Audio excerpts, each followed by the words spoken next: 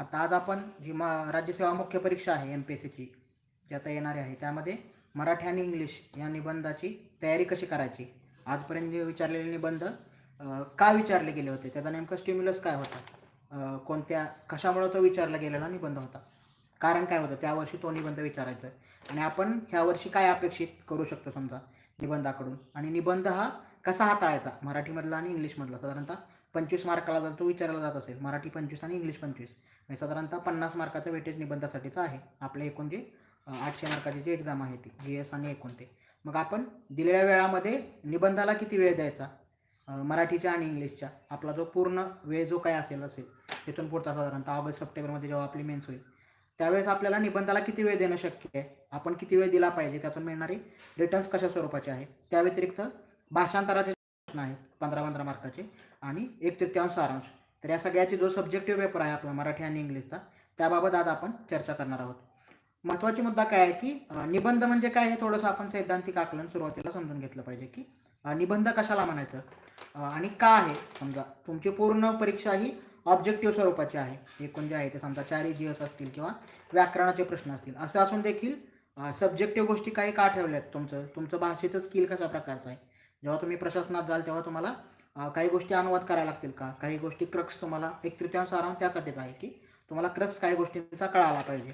आणि निबंध म्हणजे एका विषयाचं एक थोडक्यात आकलन, म्हणजे UPSCचं जर तुम्ही बघितलं तर साधारणतः 1000 शब्दांची मर्यादा असते, इथं आपल्याला 400 शब्दात ते लिहायचं आहे.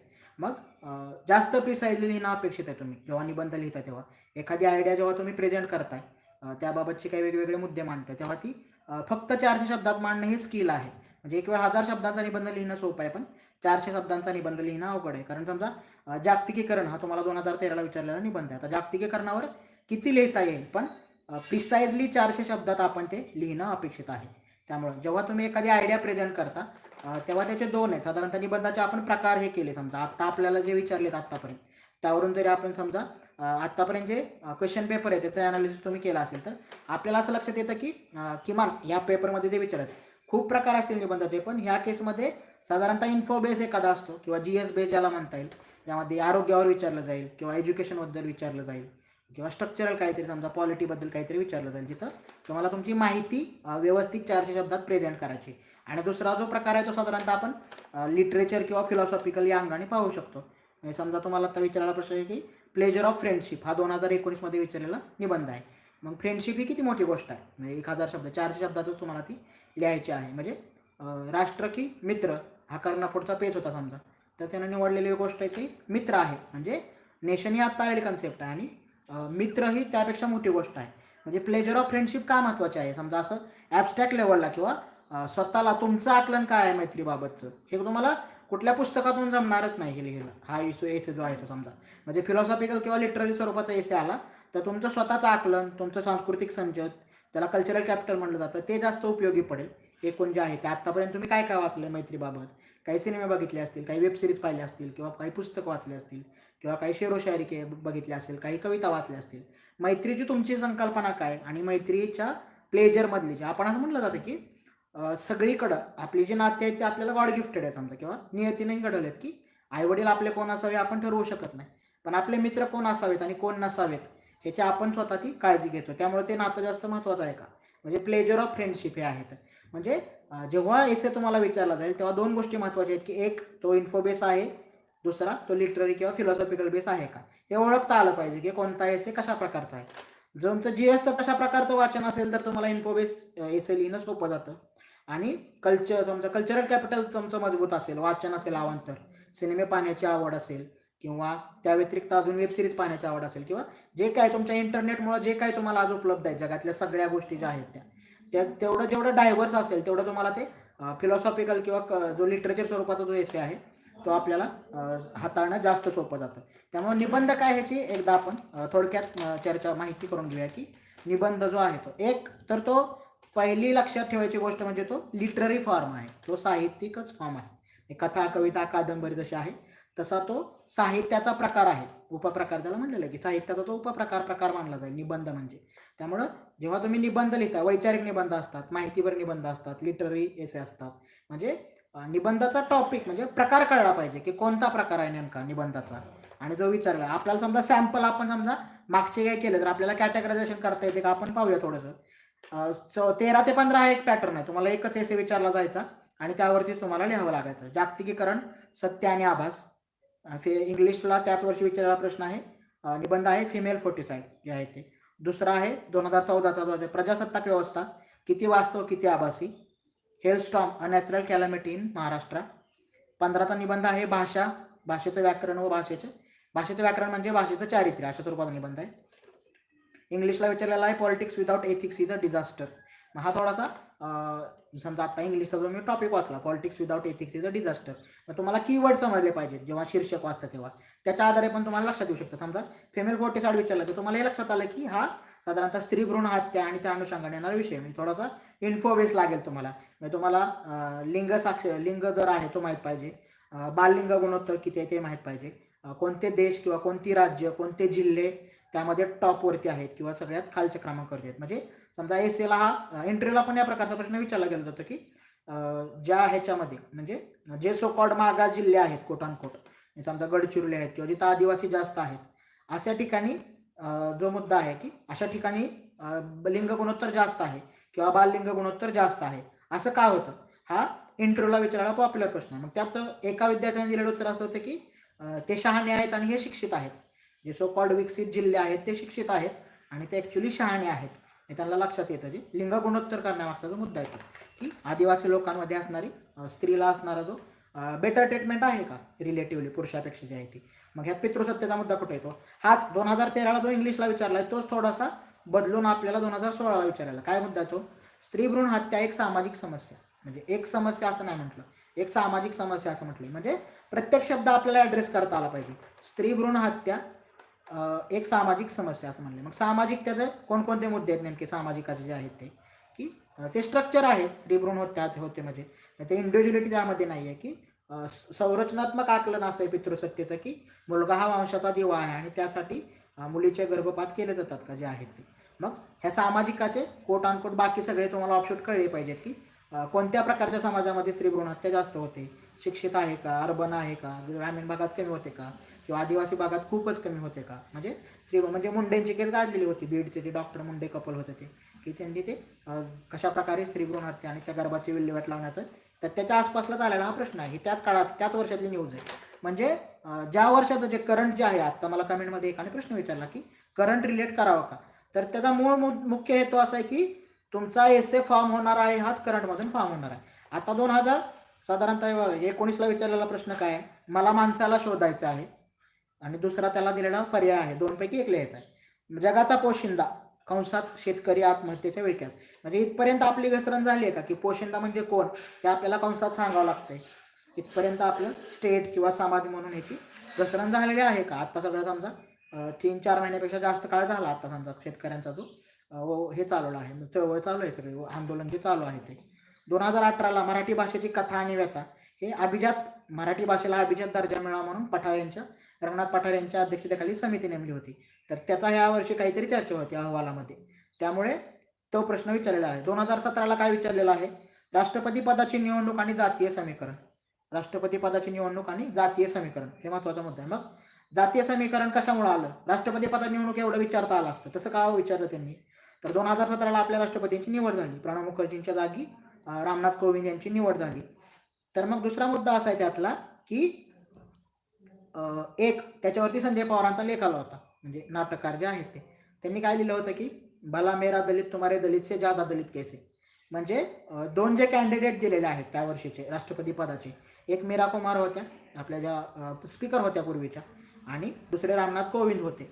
म्हणजे हा मुद्दा काय की तुम्हाला जोपर्यंत करंट तुमचं वाचन कळत नाही तुम्हाला ते टॅप करता आलं पाहिजे की हा एस या वर्षी काय विचारला बाबा, मग ह्या वर्षी कोणते विचारलं जाईल त्याची पण आपण चर्चा पुढं करूया की कोणकोणते मुद्दे आहेत ते. समजा आयडियल टीचर हा एक केस आपल्याला 2018ला विचारून झाला आहे. 2018ला अजून एक केस विचारला इंग्लिशमध्ये, जो पर्याय होता तो कोणता आहे, corruption the biggest challenge for India. Corruption भ्रष्टाचार. आता बऱ्याच मुलांची काय गफलत झाली हा एस लिहिताना, म्हणजे बाहेर आल्यावरती जेव्हा विचारलं की तुम्ही काय लिहिलं, तर बऱ्याच लोकांनी सरकारी नोकरी आणि त्याच्या अनुषंगानं असणारं करप्शन असं लिहिलं आहे. करप्शन मॉनिटरी असतं फक्त, असं थोडीच आहे ते, एथिकल करप्शन पण असतं. तुमचं जे नैतिकताच भ्रष्ट असू शकते. म्हणजे समजा कॉर्नवॉलिसचं वाक्य आहे एक, तुम्ही ग्रोवर वाचला असेल तर त्यामध्ये ते लिहिलेलं आहे की एव्हरी नेटिव्ह इज करप्ट. प्रत्येक भारतीय हा भ्रष्ट आहे का? मग कॉर्नवॉलिसनं असं म्हणून ठेवले. मग आत्ता आपल्याला तो विषय विचारते म्हणजे अजून पण त्याचा रिलेव्हन्स आहे का? आणि लोकांना असं वाटतं की सरकारीमधलं दिसून येतं, कारण डे टू डे आहे ते, त्याचं रिपोर्टिंग होतं, ते न्यूजपेपरसाठी अवेलेबल असतं, माहितीच्या अधिकारात काही गोष्टी आपल्याला उघड होतात, त्यासाठी वेगवेगळ्या ईडी सारख्या किंवा अँटी करप्शन सारख्या संस्था असतात. खाजगीतला भ्रष्टाचार कोण पकडतं का? हे समजा जेवढं काही आज समजा रोजगार आहे त्यातला मोर दॅन 90% हे खाजगी एम्प्लॉयमेंट आहे. खाजगीमध्ये पण भ्रष्टाचार होतो. म्हणजे तुम्ही जे लोक त्या पोस्टवरती काम करतात किंवा तशाला तुम्ही कोणी भेटला किंवा काही लोक मार्केटिंगमधले असतील तर त्यांच्या हे प्रिसाइजली लक्षात असेल की खाजगीतला भ्रष्टाचार कसा चालतो आणि त्याचे कुठं वाच्यता का होत नाही, हा त्यातला महत्त्वाचा मुद्दा आहे. की सरकारी असल्यामुळं ते प्रत्येकाला आज ना उद्या तिथं जावं लागतं, त्यामुळं त्याची चर्चा जास्त होते, बरोबर आहे, तो आहेच मुद्दा. परंतु फक्त तेवढंच लिहून आलं तर प्रॉब्लेम आहे, कारण कुणीतरी एक जण असणार तो समग्रतेने विचार करणार भ्रष्टाचार म्हणजे, मग तो एथिकल भ्रष्टाचाराबद्दल लिहिणार, नैतिक भ्रष्टाचार जो आहे तो. दुसरा तो खाजगीमधला भ्रष्टाचार लिहिणार. तिसरं घरात काय भ्रष्टाचार होतो का, कुटुंबामधून काय होतं का, म्हणजे प्रत्येक सामाजिक संस्थेमध्ये वेगवेगळ्या कुठल्या गोष्टी असतात त्याबद्दल तो लिहिला गेलेला मुद्दा आहे. टेररिझमवर 2 वेळा एसे विचारून झालेला आहे. 2019ला टेररिझम एवढंच विचारलं आहे, 2017ला fight against terrorism the need of the hour, 19चा काय महत्त्वाचा आहे, सप्टेंबरमध्ये एक्झाम झाली आणि त्याच्या आधी थोडे दिवस पुलवामाचा हल्ला झालेला आहे. म्हणजे त्या वर्षीचे जे महत्त्वाचे मुद्दे आहेत त्यावर आपलं बारकाईने लक्ष असलं पाहिजे. आता महत्त्वाचा मुद्दा काय की समजा आता ह्या वर्षी समजा आपण काही गोष्टी प्रेडिक्ट करायच्या म्हणलं की सॅम्पल बाबा आपल्याला काय वाटतंय, मी समजा 5 लोकांचा तुमचा ग्रुप आहे ना, तुला कोणता एस येईल असं वाटतंय, तुझं जे डेली न्यूजपेपर रिडिंग आहे त्यावरून तू ठरव.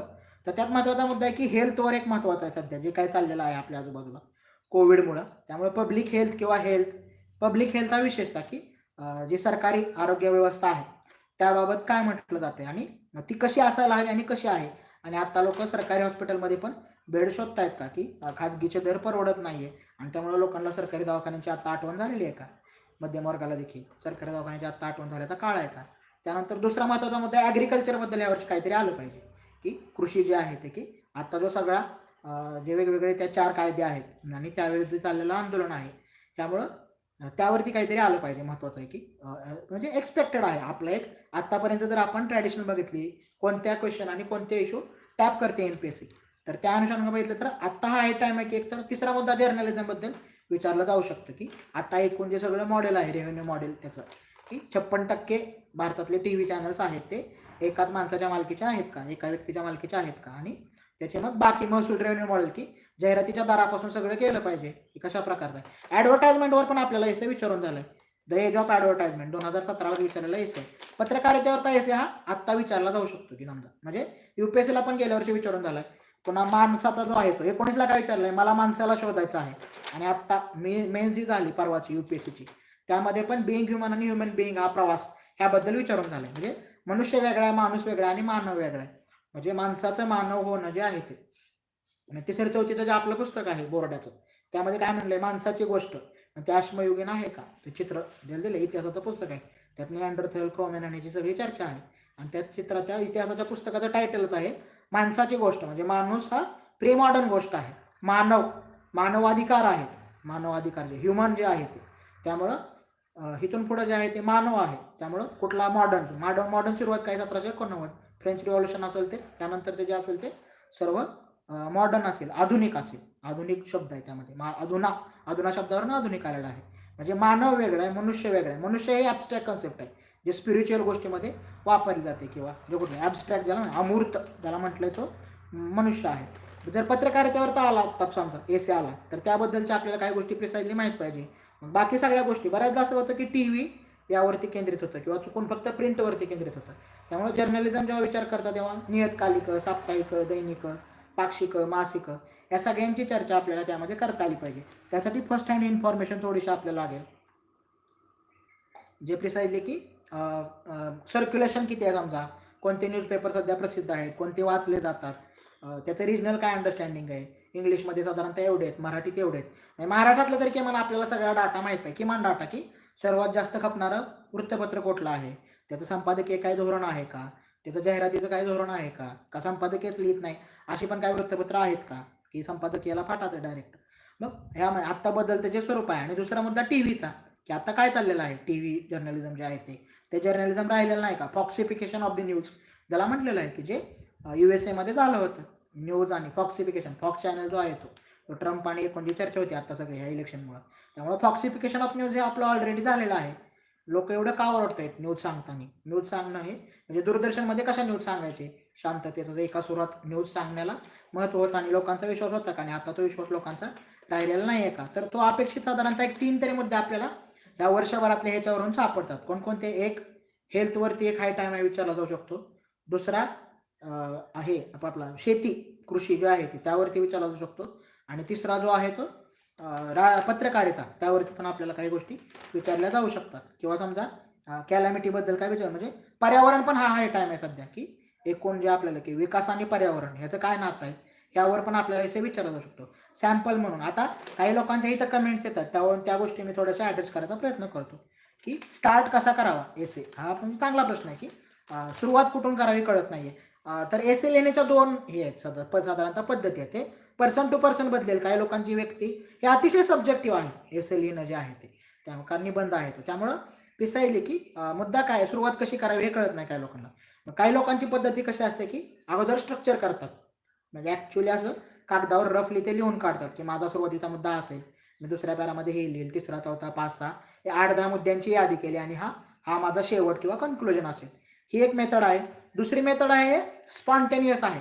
ते लोक कागदावर काही लिहित नाहीत, म्हणजे विद्यार्थी जे आपल्याकडचे आहेत किंवा तर त्यांचं काय आर्ग्युमेंट आहे जे स्पॉन्टेनियसली लिहिणार आहे की जर मी मुद्दे काढले तर ते फक्त मुद्दे लिहिले जातात आणि ते जोडता येत नाही. मग म्हणजे डबे होतात त्याचे रेल्वेच्या डब्यासारखे, की एका मुद्द्यात मी पॉलिटीबद्दल लिहिलं, दुसऱ्या मुद्द्यात मी जॉग्राफीबद्दल लिहिलं, तिसऱ्या मुद्द्यात मी इकॉनॉमिक लिहिलं, 5व्या मुद्द्यात हिस्टॉरिकल लिहिलं.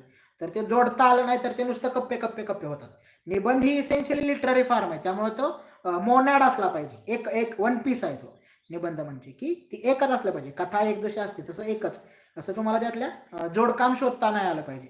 ते प्रिसाइजली म्हणजे ते जोडायचंच आहे इसेन्शियली, लिहायचं आहे म्हणजे. पण ते क्राफ्ट कसं पाहिजे तुम्हाला, की त्याची प्रॅक्टिस तशा प्रकारची पाहिजे की सुरुवात केली असं बघितलं पाहिजे की ह्यानं पेन सुरू केला लिहायला, तो संपूर्णच पेन उचललाय, त्या प्रकारे लिहिता आलं पाहिजे.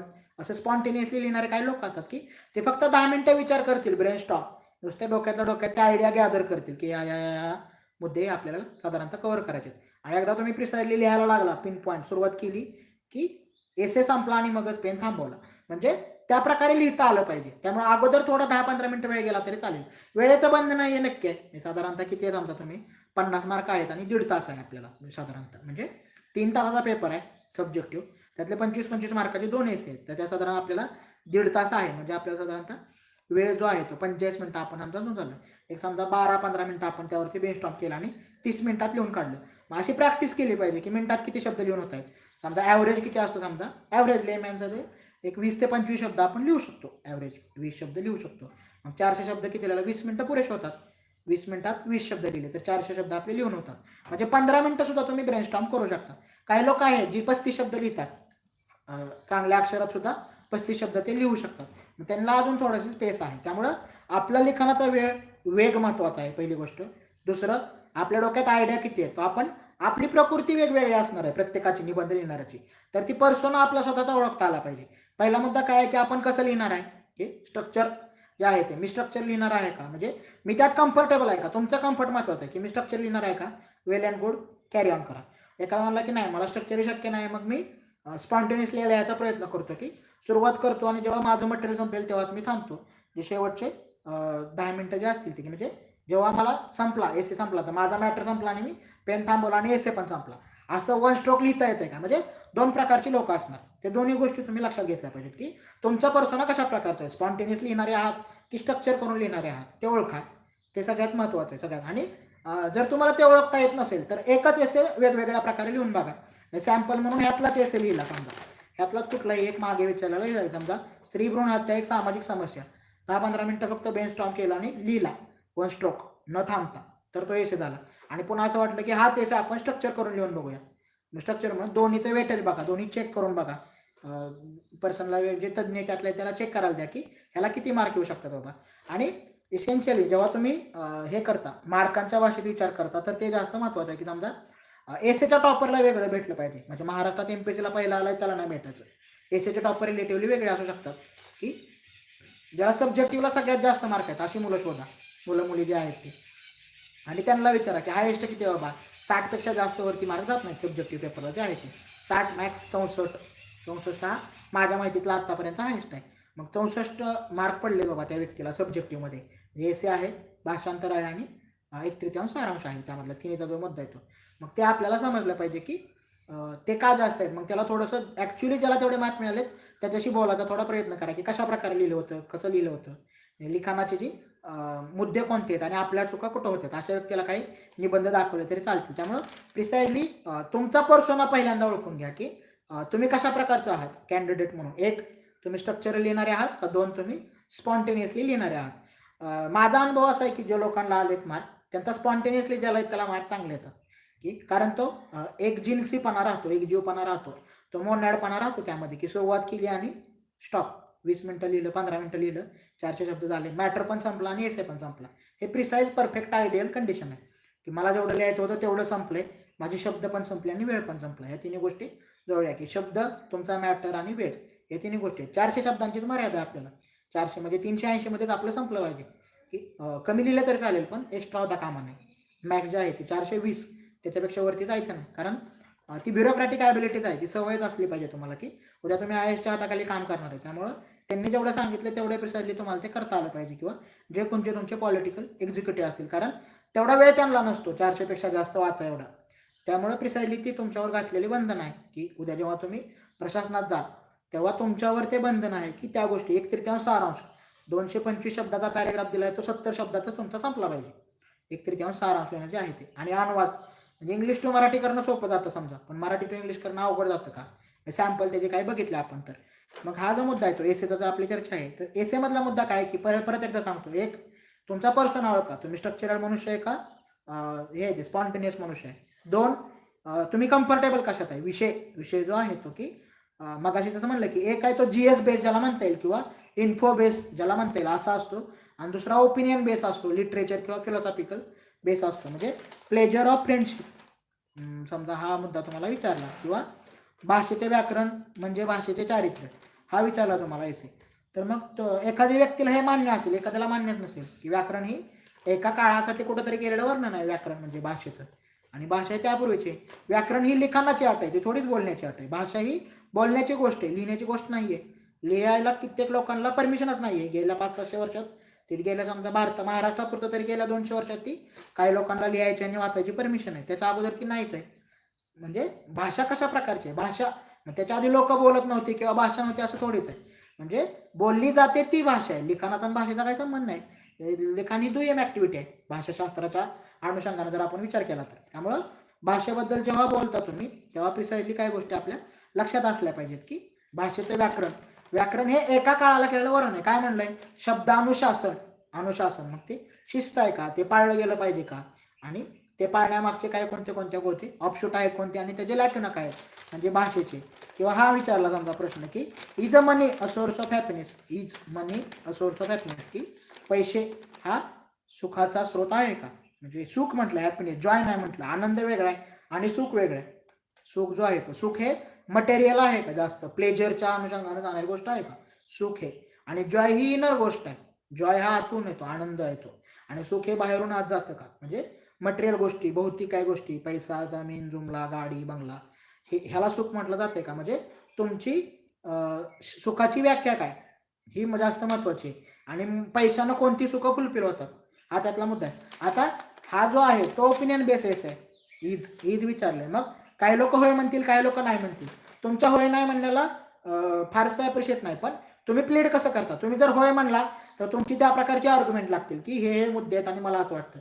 तुम्ही नाही म्हणला तरी तुम्हाला त्या प्रकारची आर्ग्युमेंट लागतील की हो किंवा नाही जरी म्हणला तरी. त्यामुळे तुम्ही बाजू कोणती घेता ह्याला महत्व नाहीये, किंवा तुम्ही बाजू होय म्हटली सकारात्मकच बोललं पाहिजे, अमुक सरांनी सांगितलंय की सकारात्मक असलं पाहिजे, आणि तुम्हाला जर ते प्लीड करता नाही आलं तर त्याचा काही फारसा उपयोग नाही. तुम्हाला वाटतंय की हे नकारात्मक आहे, ठीक आहे, पण प्लीड करता आलं पाहिजे. म्हणजे तुम्ही प्रेझेंट कशी करता तुमची केस जी आहे ती, की मला असं वाटतं बघा की पैसा हा सुखाचा स्रोत नाहीये, मग माझे हे मुद्दे आहेत, मग तुमची आर्ग्युमेंट आणि उदाहरणं लागतील. आता सुरुवात कशी करायची हा पॉप्युलरली विचारलेला प्रश्न आहे की आत्ता जी कमेंट आले त्यातून मी तो घेतो प्रश्न की सुरुवात कशी करायची. बरीच लोक आहेत, काही लोक कवितेने सुरुवात करतील, काही ओळी आहेत त्या, काही लोक एखाद्या संवादानं सुरुवात करतील वेब सिरीज किंवा मूवी मधल्या, काही लोक एखाद्या अनेक्डोटनं सुरुवात करतील, किस्सा तुमच्या आयुष्यात घडलेला असेल, तुम्ही कुठंतरी ऐकला असेल किंवा वेल नोन एखादा किस्सा असेल. काही लोक काही नाही थेट लिहायला सुरुवात करतील. ह्यातलं काहीही एकमेकापेक्षा जास्त चांगलं किंवा जास्त वाईट नाही आहे. हे चारही ॲप्रिशिएट होऊ शकतं, हे चारही झिरोला जाऊ शकतं. विषय मुख्य मुद्दा काय आहे की ते तुम्हाला जोडता आलं पाहिजे. म्हणजे तुम्हाला हे विचारलं की is a money a source of happiness, मग ह्याची सुरुवात कशी करणार. मग पैशाबद्दल कोण काय बोलले का बाबा, समजा पॉप्युलर अंडरस्टँडिंग काय आहे आणि तुम्ही कसं पाहता पैशाकडं. मग समजा आम्हा घरी धन शब्दांती रत्ने, धन शब्द शब्द हे तर आमचे धन आहे, म्हणजे पैशाची गरज नाही का. म्हणजे तुम्ही अभंगातली एखादी ओळ वापरली, तुम्ही कवितेतली एखादी ओळ वापरली, तुम्ही एखादा किस्सा वापरला, तुम्ही एखादा संवाद वापरला, तुम्ही एखादा शेर वापरला, इट्स वेल अँड गुड. फक्त ते प्रिसाईज पाहिजे की ते सब्जेक्टला अनुसरून पाहिजे. म्हणजे तुम्हाला मला माहिती आहे म्हणून मी लिहितो, प्रश्न काय काय ना असं नाही चालणार.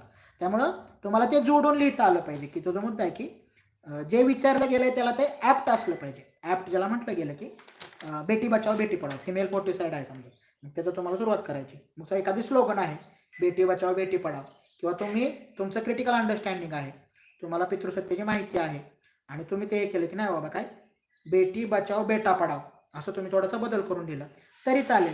म्हणजे मुलांना जास्त शिकवणं आवश्यक आहे का की मुलीला कसं वागवायचं किंवा ट्रीटमेंट कशा प्रकारची असली पाहिजे पितृसत्तेमध्ये, पितृसत्ता कशा प्रकारची आहे आणि त्यातल्या कोणत्या गोष्टी बदलल्या गेल्या पाहिजेत आणि स्त्रियांना कशा प्रकारे वागवलं पाहिजे. म्हणजे सुरुवात करताय ह्यामध्ये प्रत्येक, हे परत सब्जेक्टिव्ह आहे, मी परत सांगतो की हे सब्जेक्टिव्हच आहे. तुमची जी गोष्ट आहे ती की काय वापरतात ते, कोणताही कोटेशन, कविता, ॲनेक्डोट, किस्सा, विनोद, शेर, शायरी न वापरता पूर्णपणे फक्त पॅरा टू पॅरा असा एसे लिहिता येतो आणि त्याला सुद्धा चांगले मार्क मिळू शकतात. पण तुमचं ते स्किल त्या प्रकारचं असलं पाहिजे, तुमचं आर्ग्युमेंट तेवढं स्ट्रॉंग असलं पाहिजे. दुसरा मुद्दा आहे की करंटशी कसं रिलेट करणार, हा पण प्रश्न विचारलेला आता कमेंटमध्ये.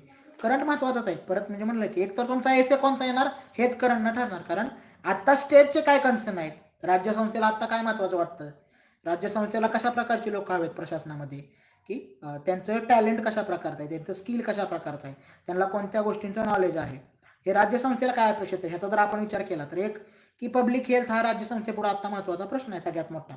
ऑक्सिजन आणि आता रेमडेसिवीर जे काय सगळी चर्चा चालली ती बेड न मिळण्यापासून जे रेमडेसिवीर न मिळण्यापर्यंत. दुसरं आहे ॲग्रिकल्चर, की आत्ता सगळ्यात मोठं आहे का की आत्ता जी समजा तुमची मायनसला गेलेली ग्रोथ आहे GDPची ती काही प्रमाणात प्लसमध्ये येऊ शकते. त्याचं एकमेव कारण हे ॲग्रिकल्चर आहे का सध्या, कारण तेवढं एकच सेक्टर पॉझिटिव्हली चालू आहे का थ्रू आउट जे आहे ते एकूण. ह्याला म्हटलेलं आहे की आत्ता म्हणजे सगळी कामं बंद आहेत पण शेती बंद नाही आहे. हे कशामुळे होतं, मग ते लाईफस्टाईलच आहे. ॲग्रिकल्चर म्हणले बाकी सगळ्या लॉ जे आहेत किंवा शास्त्र आहेत, नॉमी आहेत, इकॉनॉमी आहे, सोशिओलॉजी आहे, हे कल्चरच आहे, ही संस्कृती आहे जी म्हणजे ती कंटिन्युटी असणारच आहे. म्हणजे पॅन्डेमिक येऊ, पूर येऊ, दहशतवादी हल्ला हो, काय ना मडे झाकून पेरणी करणारे लोक इथे तुकोबाने सांगितलं तसं. त्यामुळं ॲग्रिकल्चर ही गोष्ट, त्यामुळं प्रिसाइजली ॲग्रिकल्चर हावर एसे येऊ शकतो किंवा पत्रकारिता किंवा आत्ता जी पत्रकारितेची सगळी व्यवस्था आहे आणि आता पॅरलल जे चाललेलं आहे सगळं, समजा पॅरलल जर्नलिझम ज्याला म्हटलं की कुणी स्वतःचे वेब पेज चालू करते, पोर्टल चालू करते, ऑनलाईन सगळ्या वेगवेगळ्या आहेत, समजा न्यूज लॉन्ड्री आहे, वायर आहे, वेगवेगळे पोर्टल आहेत की ज्याला प्रिसाइज. म्हणजे अजून पण काही लोकांचा टी व्हीपेक्षा प्रिंटवर भरोसा आहे का, लोकांचा जो आहे तो की पेपरात छापून आलं याचा अर्थ ते खरं आहे असं लोकांना अजूनही का वाटतं आणि न्यूज चॅनलपेक्षा लोकांचा त्यावरती जास्त विश्वास आहे का. म्हणजे तुम्हाला ते शोधता आलं पाहिजे आपल्या आजूबाजूला की ते कसं हे पाहिलं जातं. करंटचा जो मुद्दा आहे तो की करंटचा मटेरियल लागणार 100%. GS बेस जेव्हा लिहिता तेव्हा मग जे म्हणलं की आपले जे दोन मुद्दे त्यातले पहिले क्लिअर झाले पाहिजे तुमच्या डोक्यात. एक, मी पर्सन कशा प्रकारचा आहे, स्ट्रक्चरल आहे का स्पॉन्टेनियस आहे. 2, एसे ओळखता आला पाहिजे. एसे हा इन्फो बेस आहे का हा लिटरेचर फिलॉसॉफिकल ओपिनियन बेस आहे. म्हणजे 2 प्रकार आहे तुमच्या अभ्यासाचे की तुम्हाला काही गोष्टी माहिती असाव्या लागतील आणि काही गोष्टीबद्दल तुमची मतं आवश्यक आहे. 2 आहेत. माहिती तुमची GSमध्ये चेक केली आहे, प्रिलिममध्ये चेक केली आहे माहिती. तुम्हाला किती माहिती आहे बाबा की विकार विलसित आगरकरांनी लिहिलं आहे हे तुम्हाला माहिती आहे, ब कड हां ब विकार विलसित जे आहे ते हे माहिती झाली. ओपिनियन, मग तुमचं काय ओपिनियन आहे बाबा. मी तुमचा महाराष्ट्र बोलते 2018ला विचारलेला प्रश्न आहे. आत्ता काय विचारावं वाटलं बाबा 2018ला महाराष्ट्राचं काय आकलन आहे आणि आत्ताचा एकूण भारताच्या ह्याच्यात महाराष्ट्राचं काय स्थान आहे. महाराष्ट्र जॉग्राफी, महाराष्ट्र हिस्ट्री, महाराष्ट्र प्रबोधन, महाराष्ट्रातली समाज सुधारणा, महाराष्ट्रातल्या वेगवेगळ्या चळवळी, महाराष्ट्रातले फुले, महाराष्ट्रातले शाहू, महाराष्ट्रातले आंबेडकर. म्हणजे महाराष्ट्र काय आहे हे कुणाचं, ह्या लोकांनी घडवलेलाच महाराष्ट्र आहे का आत्ताचा जो महाराष्ट्र आहे तो. म्हणजे मी तुमचा महाराष्ट्र बोलतोय बोलत आहे असं नाही म्हटलं, बोलतोय असं म्हटलं. म्हणजे हे परत बोलीमधूनच आलेला मुद्दा आहे की लिहिलेला नाही, बोलतोयच.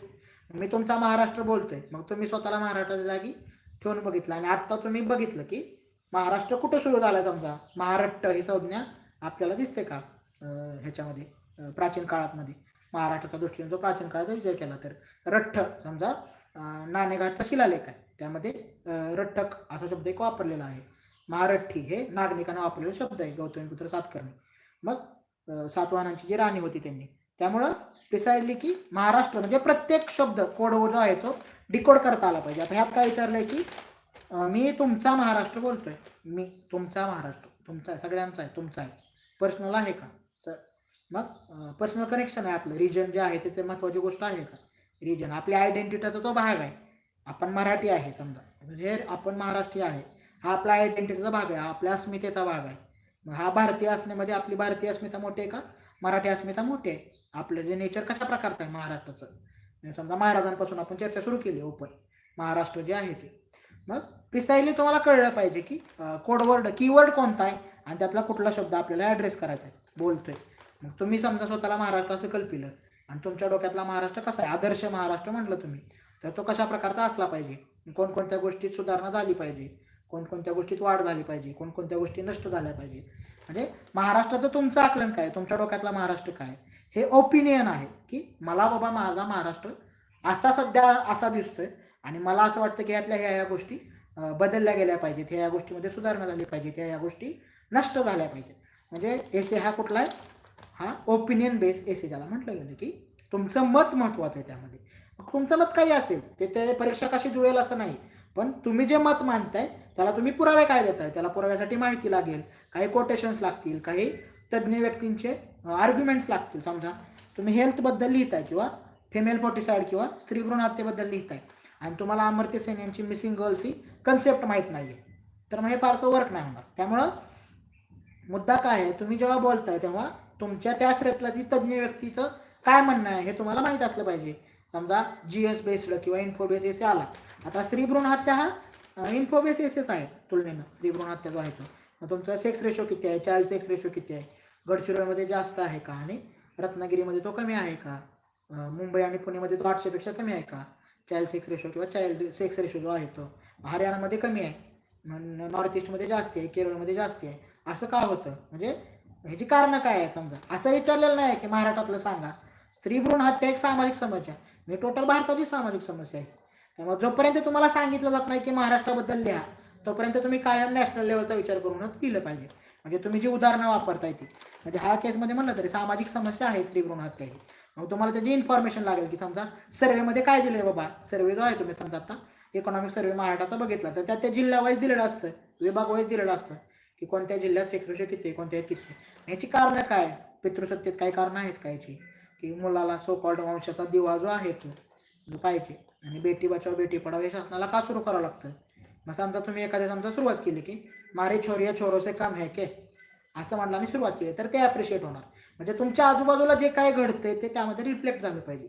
तुम्ही 2021 मधला कॅन्डिडेट आहे वाटलं पाहिजे. स्त्री भ्रूण हत्या कुठला तरी तुम्ही पुस्तकातलं जे आयती मिळतात ते वाचलं आणि तेच उतरलं तर सगळी लोक तशीच करणार आहे, ते ट्रॅश होणार. एसेचा मुद्दा काय आहे, एसे हा एकटा एसेला किती मार्क द्यायचे हे परीक्षकाला पण समजत नाही. समजा एकच एसे माझ्याकडे चेक करायला आला आणि मला 25% मार्क द्यावे वाटले तर मी 15 देईल, 16 देईल. मला खूप चांगला वाटला तर मी 18 देईल. पण समजा 4 एसे माझ्याकडे आले चेक करायला तर त्यातला जो मी पहिला केला होता तो 12लाच जाऊ शकतो, कारण दुसऱ्या तिघांनी जर चांगलं लिहिलं तर मग तो झाला. त्यामुळं एसेचं मेरिट हे कायम सब्जेक्टिव्ह वर्क होतं, एसे जो आहे तो.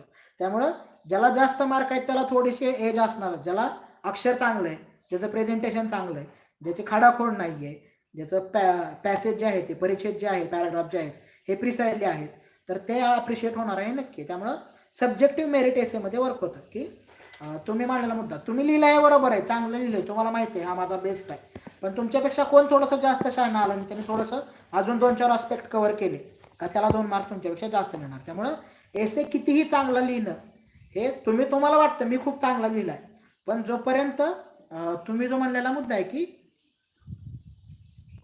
त्यातली सब्जेक्टिव्हिटी ही कायम वर्क होणार की तुमच्यापेक्षा जास्त चांगला. असं झालं समजा की तुमच्या अगोदरचा एसे गट्ट्यातला समजा 10 पेपर चेक करायला आले तर तुमच्या अगोदरचा एसे अगदीच ड दर्जाचा निघाला आणि तुम्ही एक ॲव्हरेज लिहिला असेल, तुम्ही बाहेरून काय म्हणला, एसे काय चांगला लिहिलं नाही, मला चांगलं लिहावं असं वाटत होतं पण मला काय जमलेलं नाही फारसा, पण तुमच्या अगोदरचा मुलगा मुलगी अगोदर ढ असेल किंवा गंड असेल, त्याचा ड दर्जाचा एसे त्याने लिहिला असेल, तर तुमचा डायरेक्ट त्या वाचणाऱ्याला त्याच्या तुलनेत हे खूप चांगलं आहे म्हणून ते ॲप्रिशिएट होऊ शकतं. त्यामुळं एसे हा कायम सब्जेक्टिव्हलीच वर्क होणार, की तुमच्यापेक्षा चांगला एसे कोणाचा आहे किंवा वाईट एसे कोणाचा आहे, हे तुलनात्मकच हे कायम वर्क होणार. जीएसला तसं नाही आहे, तुमच्याबरोबर उत्तर आलं, तुमचे मार्क मिळाले. एसीला हे कायम असंच वर्क होणार आहे की तुमच्यापेक्षा चांगला किंवा तुमच्यापेक्षा वाईट हे तुमच्या आगेमागे असेल, ह्याचा फटका तुम्हाला बसेल. मग ते तुमच्या हातात नाही आहे, तुमच्या गट्ट्यात जे आहे ते कुणाकडे जाणार आहे माहीत नाही आहे, तुमच्या अगोदर कुणाचा पेपर चेक होणार आहे, नंतर पेपर कुणाचा चेक होणार आहे हे माहीत नाही आहे. त्यामुळं आपल्या हातात अभ्यास असणाऱ्या गोष्टी काय आहेत, आपलं वाचन सुधारणे, आपलं अक्षर सुधारणे, परिच्छेदावर काम करणे, कल्चरल कॅपिटल वाढवणे आणि करंटचा आपल्याला सेन्स असणे की हा एसे काय विचारला आहे ह्याचं आपल्याला एक बेसिक अंडरस्टँडिंग असलं पाहिजे.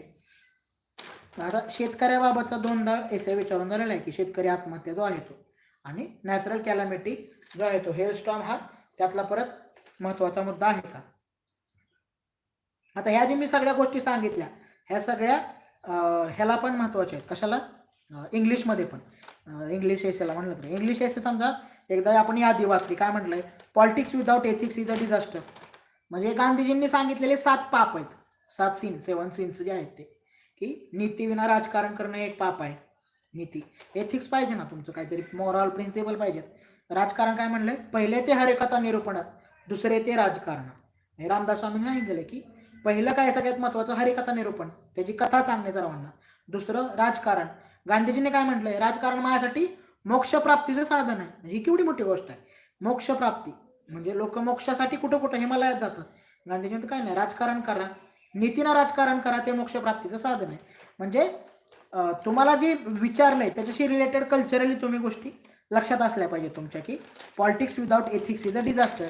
हा 2015ला विचारलाय. काय विचारलाय असेल 2015ला, असं काय वाटलं एमपीएससीला की आत्ता तसं झालंय का राजकारण, राजकारण पहिल्यापासून डिझास्टरच आहे, पहिल्यापासून एथिक्स शिवायचंच राजकारण आहे, की राजकारणाचं एकच तत्व आहे, एकच नैतिकता आहे, काय सत्ता आहे का.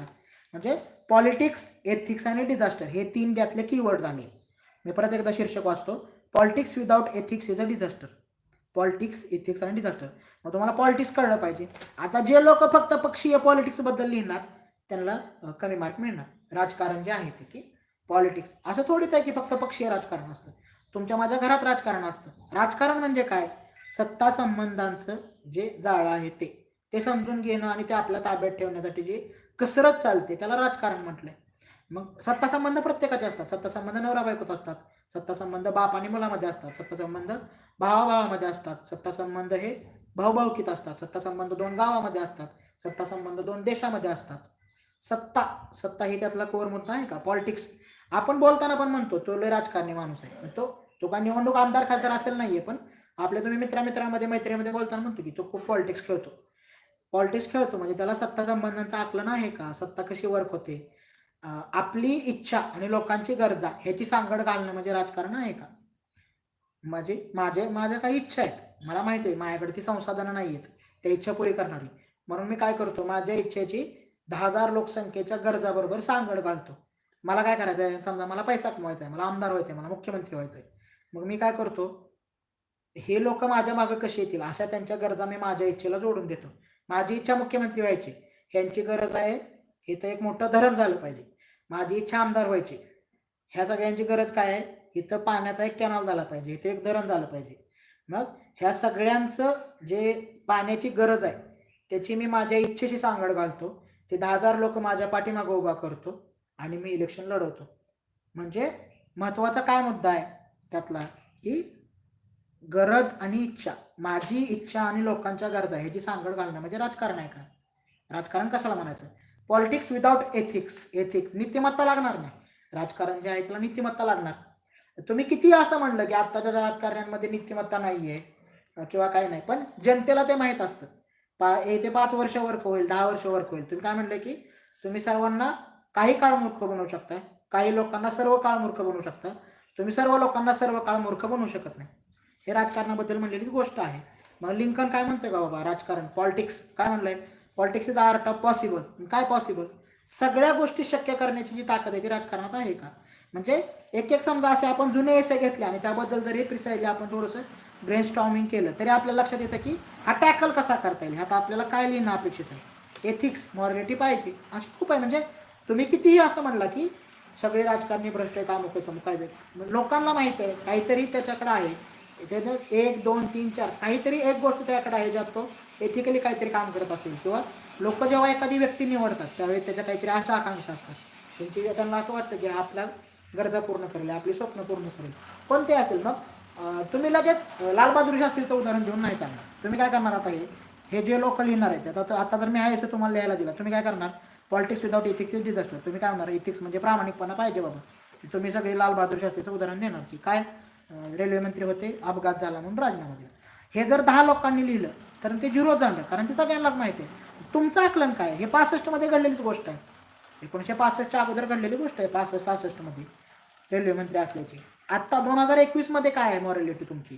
आता कोणतं असं असणार ना, एकतरी राजकारणी तुमच्या माहितीत असेल जो प्रामाणिकपणे काम करत असेल, कोणता तरी मुद्दा त्यातला महत्त्वाचा तुम्हाला सापडेल की बाबा हा राजकारणी मला माहिती आहे, ज्याच्या घरावर अजून पण पत्रेच आहेत, त्यानं मोठं घर बांधलं नाही आहे किंवा त्यानं मोठी गाडी घेतली नाही. म्हणजे तुमची प्रोसेस, एथिक्स काय, मॉरॅलिटी काय आहे त्याची, त्या व्यक्तीची.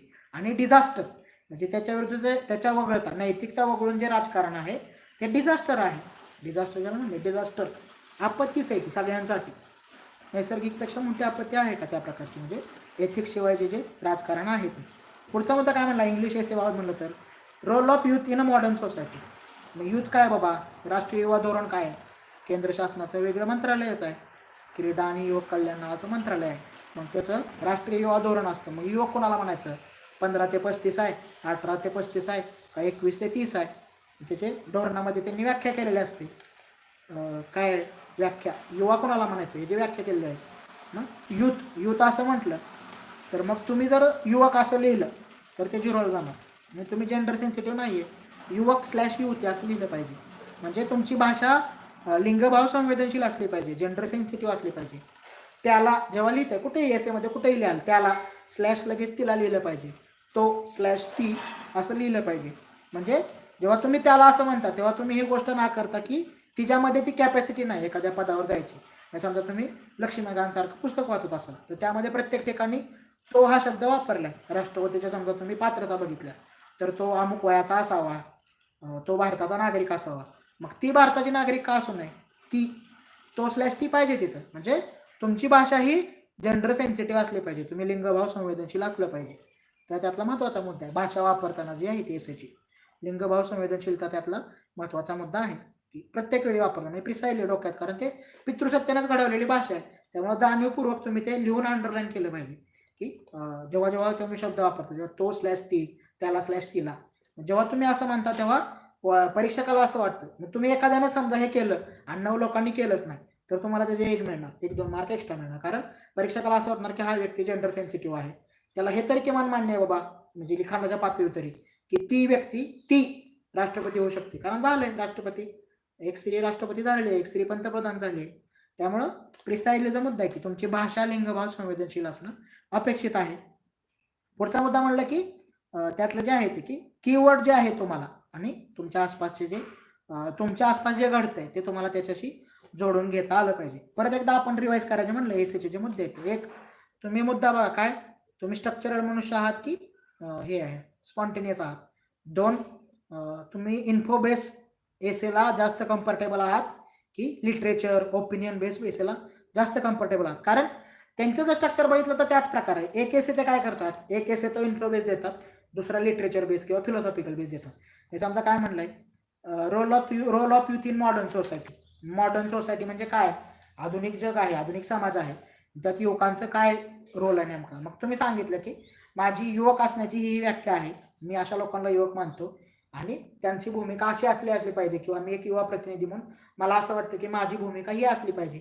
मग कोणती भूमिका असली पाहिजे, त्यांचा राजकारणात सहभाग असला पाहिजे, त्यांचा प्रशासनात सहभाग असला पाहिजे, त्यांचा जर तेव्हा ते आर्टमध्ये असतील तर त्यांनी कशा प्रकारच्या गोष्टी केल्या पाहिजेत. म्हणजे युवकांचा जो आहे तो काय म्हणलेलं आहे की समजा 23व्या वर्षी आहे, समजा भगतसिंग हे युवाच होते, म्हणजे त्यांचं 23व्या वर्षाचं आकलन असणार काय, आणि आत्ताच्या युवाचं आकलन काय की आजचा युवक काय करतोय, ह्याच्यात तुम्ही थोडंसं एका पॅरामध्ये माहिती मांडली की मॉडर्न सोसायटी मॉडर्न सोसायटी म्हणलंय, मग मॉडर्नचा योग काय करतोय, तो 1.5 GB डाटा संपवण्याच्या मागे लागलाय का?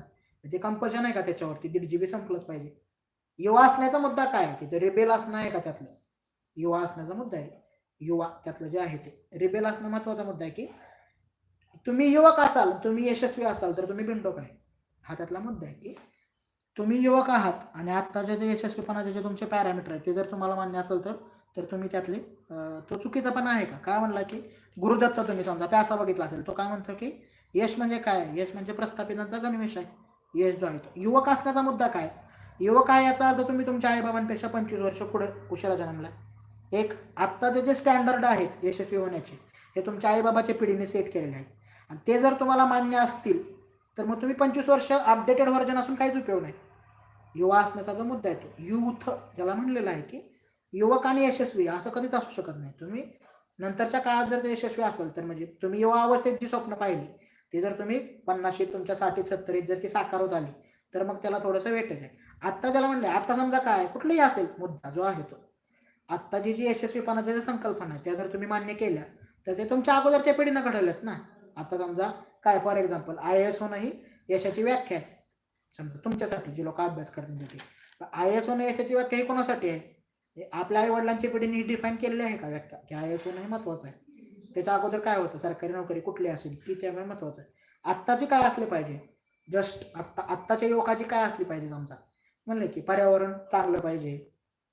समजा काही लोक असतील जे अँटीनॅटलिस्ट असतील तुमच्यामधले, म्हणजे मुद्दा काय आहे की आत्ताच्या युवकाची यशस्वीची व्याख्या काय असली पाहिजे, हा त्यातला महत्वाचा मुद्दा आहे. म्हणजे मॉडर्न सोसायटीमधला जो युवक आहे त्याचा रोल, भूमिका काय, भूमिका स्वतः ठरवायची असते. भूमिका दुसऱ्या कोणाची तरी भूमिका असेल तर मग तो डिरेक्टर झाला आणि तुम्ही फक्त ऍक्टर राहिला. तुम्ही स्वतःच पाहिजे की तुमची भूमिका तुम्हाला ठाऊक पाहिजे. मी युवक आहे, माझी भूमिका ही आहे, तुम्ही ती जाणीवपूर्वक स्वीकारली पाहिजे.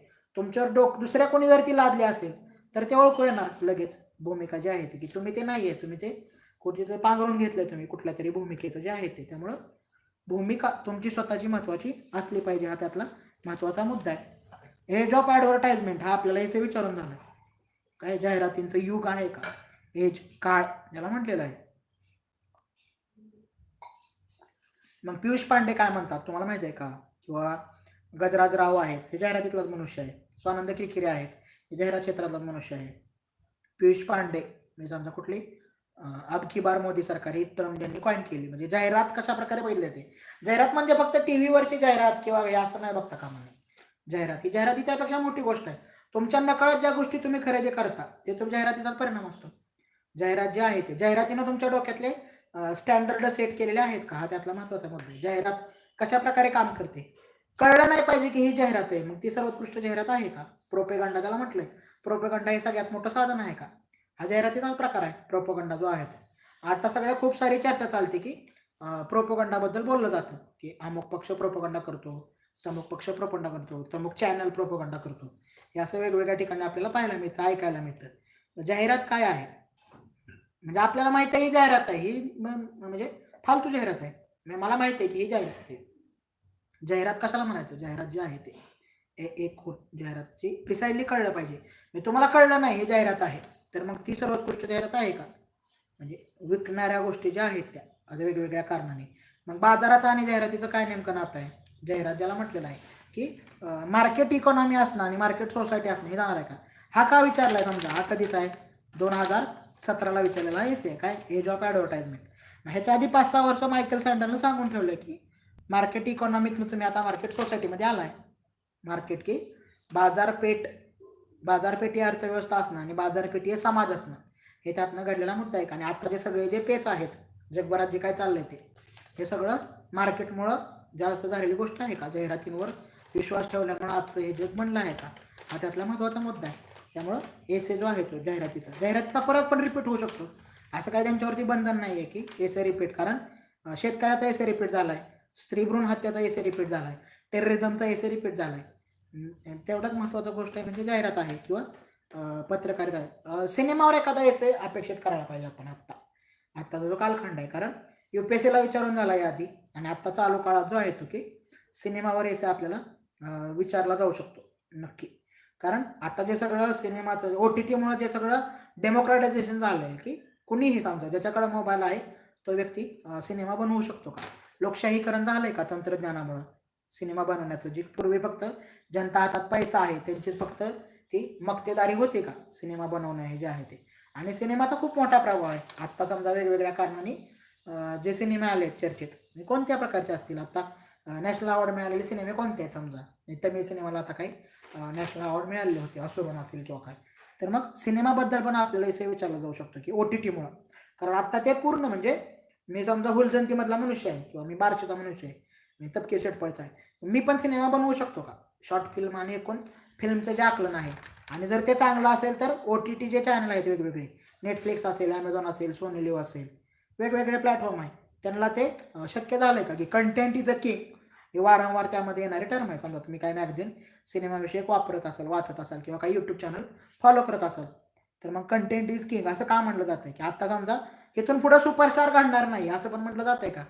सुपरस्टार जे आहे ते समजा ते म्हणजे हिंदी सिनेमापुरतं बोलायचं झालं तर देव, राजा आणि दिलीप कुमार होते, नंतर हे खान त्रयी होती किंवा बच्चन होते सुपरस्टार. आता ते शक्य नाही. आता ते कंटेंटच महत्वाचं आहे का?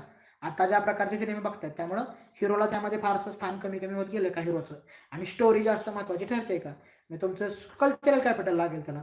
समजा तुम्ही ह्याचं बघता तुम्ही कशातलं तमिळमधले काही सिनेमे बघत असाल, मल्याळममधले बघत असाल, कन्नड ते. आता आलेला एक प्रश्न आहे आपल्याला महत्त्वाचा जो आलेला आहे की काही लोक दोन्हीची तयारी करतात समजा UPSC आणि MPSC पॅरलल जे आहे. त्यांनी विचारलेला प्रश्न असा आहे की हाऊ डिफरंट MPSC आणि UPSC यातला फरक काय नेमका? सगळ्यात महत्त्वाचा मुद्दा आहे की भाषा ही जी आहे ती लिमिट, वर्ड लिमिट हा त्यातला सगळ्यात महत्त्वाचा मुद्दा आहे की इकडं 400 शब्दात लिहायचं आहे आणि 25 मार्काला आहे, तिकडे 125 मार्काला आहे आणि 1000 शब्द लिहायचे आहेत तुम्हाला. म्हणजे तुमच्या आयडिया प्रेझेंट करायला तिथं थोडासा स्कोप आहे. कुठं? UPSCमध्ये. या ठिकाणी कसं होणार, तुम्हाला क्रक्सच लिहावं लागणार. एकही शब्द, एकही वाक्य निरर्थक किंवा भरती करायची 4 शब्दांची म्हणून आलं नाही पाहिजे. म्हणजे तो टॉपिकच एवढा मोठा असतो की तो 4 शब्दात कसा बसवायचा हे तुमच्या पुढे सगळ्यात मोठं स्किल असणार आहे. त्यामुळं प्रिसाईज रायटिंग, नेमके शब्द, 10 शब्दासाठी एखादा शब्द वापरायचा किमान जे आहे ते. मग त्यासाठी एखादी म्हण वापरली आपण, समजा काहीतरी मोठं सांगायचं आणि ते एका म्हणीच्या स्वरूपात बसत असेल तर ती म्हण तिथं वापरली पाहिजे. एखादा मोठा किस्सा सांगायचा असतो मला वाटलं, पण तो जागा ती स्पेस नाही आहे, ते शब्द तिथं शक्य नाही. तर मग तिथं प्रिसाईजली तुम्ही काय केलं पाहिजे की एखादा एक छोटी म्हण वापरली किंवा वाक्प्रचार वापरला किंवा एखादा डायलॉग वापरला, म्हणजे ते त्या सब्जेक्टनुसार ठरेल की काय वापरायचे तुम्हाला तिथं. त्यामुळं UPSC आणि MPSC मधला महत्त्वाचा फरक आहे एकच आहे, तो शब्द मर्यादा. तोच सगळ्यात मोठा फरक आहे की दिलेला एसे, दिलेला जो टॉपिक आहे तो तुम्ही किती त्याचं ब्रॉडली त्याचे मुद्दे हे करू शकता 1000 शब्दामध्ये, आणि किती प्रिसाइजली लिहित आहे. त्यामुळेच मी म्हटलं की MPSCचा एसे लिहिणं हे जास्त अवघड आहे UPSCपेक्षा, कारण जास्त लिहिता येणं शक्य आहे पण कन्साइजली प्रिसाइजली 400 शब्दात एकच आयडिया प्रेझेंट करणं हे जास्त अवघड आहे आणि ते तुम्हाला प्रॅक्टिस तुम्हाला हे होतील. त्यातला दुसरा फरकाचा मुद्दा असा आहे की प्रश्न कशा प्रकारचे विचारले गेले त्यावर थोडंसं आपल्याला लक्षात येतं की UPSCचा यश तुम्हाला तिथं 4 मधनं 1 निवडायचा असतो, इथं 2 मधला 1 निवडायचा असतो.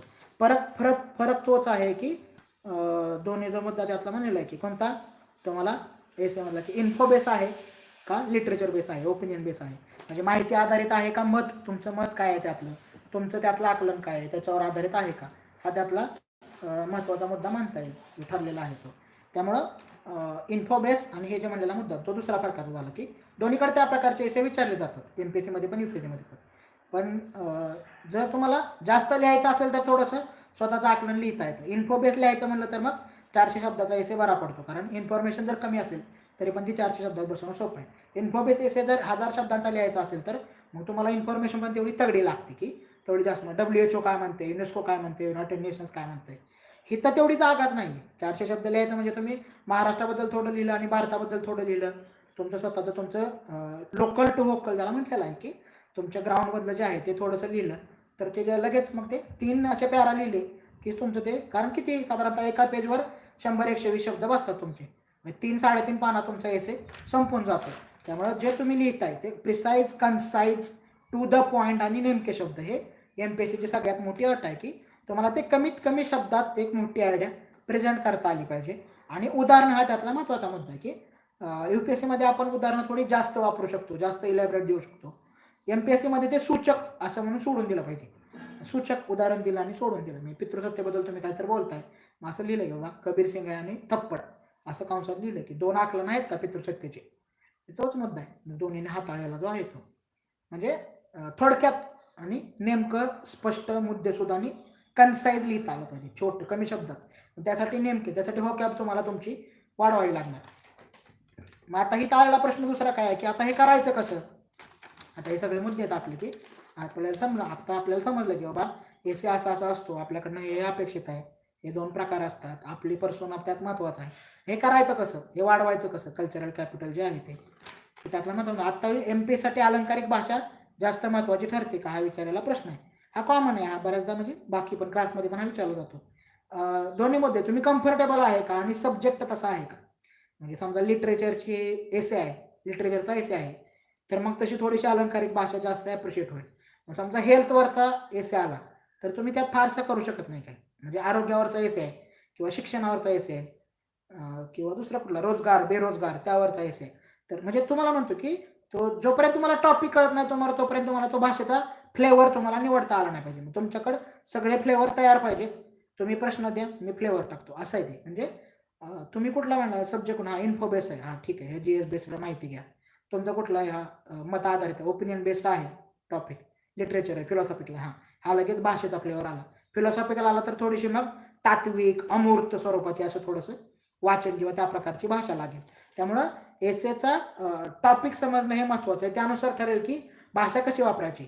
तुमची लेमॅन न्यूजपेपरची भाषा वापरायची. बऱ्याचदा तसं होतं की काय होतं, तुम्ही न्यूजपेपर वाचून वाचून तुमची भाषा तशी बनते. न्यूजपेपर वाचणं तुमचा एक्झरसाइज आहे. मग त्यातनं थोडंसं बाहेर यायला आठवड्यातनं एखादं अवांतर काहीतरी वाचलं पाहिजे, लिटरेचरशी रिलेटेड, फिक्शन नॉन फिक्शन काहीतरी वाचलं पाहिजे तुमच्या भाषेचा पोत टिकवण्यासाठी. कारण ते न्यूजपेपरवाल्यांना ते बंधन आहे, त्यांना रोज लिहायचं आणि त्यांना ते निसंदिग्ध लिहावं लागतं. त्यामुळे ते अतिशय साहित्यिकदृष्ट्या ती भाषा म्हणलं तर अतिशय रटाळ स्वरूपाची असते. म्हणजे काय झाले, कोणतरी गेले असं त्या प्रकारचे कळवण्यास अत्यंत दुःख वाटते की अशा टाईपचं त्यांचं ते लिखाण असतं न्यूजपेपरचं जे आहे ते. कारण ते त्यांना रोज लिहायचं आहे.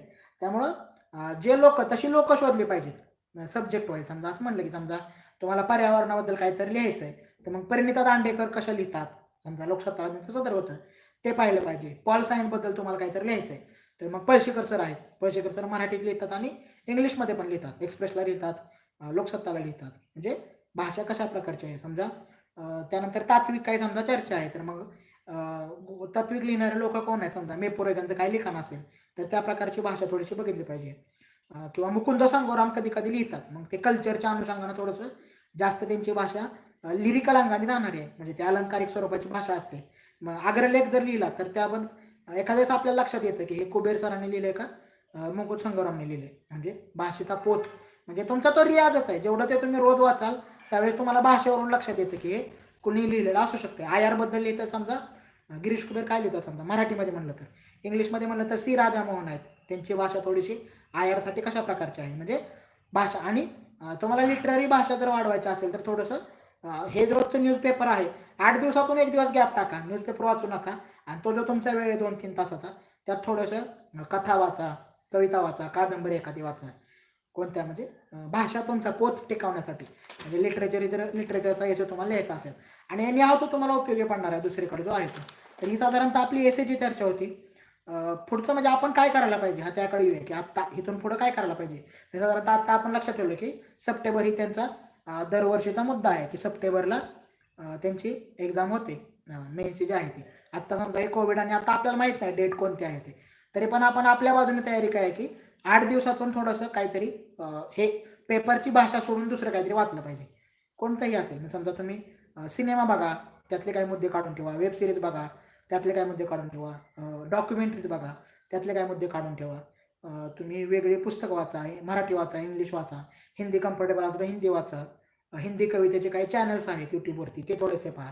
म्हणजे कल्चरल कॅपिटल वाढवण्यासाठी थोडंसं तुम्ही जाणीवपूर्वक लक्ष द्या. कारण ते असं एका महिन्यात होणार नाही. एका महिन्यात GS वर्क होईल की पाठ केला आणि दिलं. तुम्हाला कल्चरल कॅपिटल यायला ती सवय, तो रियाज अंगी थोडासा बांधवावा लागेल की रोज थोडं थोडं काही ना काही वाचलं पाहिजे. की आठवड्यातनं 1 दिवस तसा काढा की 8 दिवस मी पूर्ण GS अभ्यास केला आहे, व्याकरणाचा अभ्यास केला आहे, मग 9वा दिवस पूर्ण गॅप टाका आणि त्या दिवसभरात समजा एक पिक्चर बघितला एक कथा पुस्तक कथेचं पुस्तक वाचलं, एखादी कादंबरी थोडीशी वाचली किंवा काही कविता वाचल्या, असं करा. कारण एक नक्की आहे की GSला साधारणतः ॲव्हरेज सगळ्यांना मार्क सारखे राहतात. तुम्हाला पोस्ट मिळणार आहे हे GS ठरवेल, पण तुम्हाला चांगली पोस्ट मिळणार आहे हे एसे डिसाईड करेल, सब्जेक्टिव्ह पेपर डिसाईड करेल. कारण तिकडं सगळ्यांचं ते सेमच आहे. जेवढं तुम्ही इनपुट द्याल तेवढं आउटपुट आहे. त्यामुळे तेवढं कष्ट सगळेच घेणार आहेत. म्हणजे कशाला व्याकरण असेल किंवा बाकीचे जे 4 दिवस आहेत त्यात 100च्या पुढे जायचं समजा टार्गेट असेल प्रत्येक पेपरमध्ये तुमचं असेल तर व्याकरणामध्ये पण तुमचं 70, 72, 80पर्यंत 84 पण लोक मिळणारे लोक आहेत. कुठलं मराठी इंग्लिश व्याकरण जे आहे ते 84पर्यंत मिळणारे लोक आहेत. त्यामुळे हे सगळे ॲव्हरेज एका लेवलला येऊन थांबणार.